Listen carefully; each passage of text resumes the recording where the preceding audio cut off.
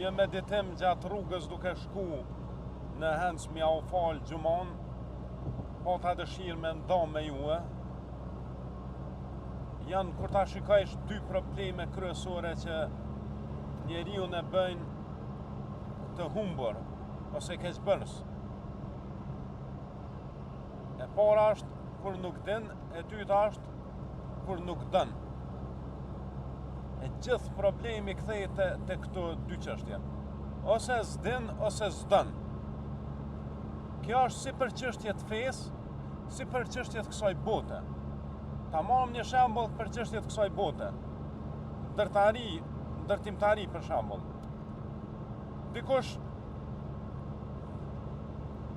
nuk din se si me ndërtu. Dën me ndërtu mirë, po nuk din. E çka do të rezultoj prej kësaj?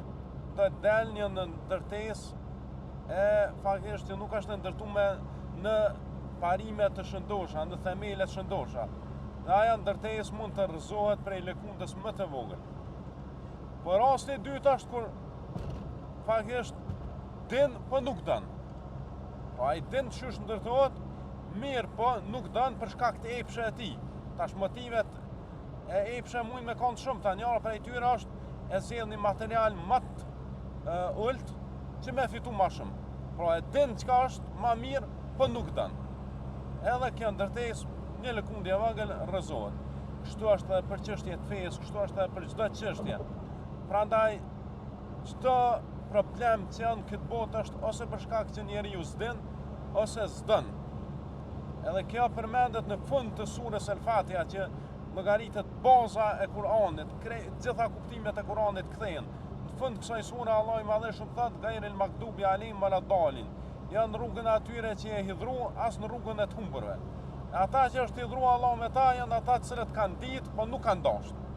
Kurse të humburit janë ata të cilët kanë dashur, po nuk kanë ditë. E gjitha problemet janë prej kësaj. Dhe prej kësaj fetarisht dalin dy probleme kryesore. Dalin ata dietarët e këqij, pra që kanë dije, mirë po jetën e kanë të prisht. Janë mashtruar mas jetës kësaj bote. Dhe prej kësaj dalin adhuruesit ignorant, pra që janë sinqert në adhurimin, dojnë, po nuk dinë. Dhe bëjnë vepra makabër, bëjnë shkatrime, rregullime, dhe në fund mendojnë që janë duke bërë mirë.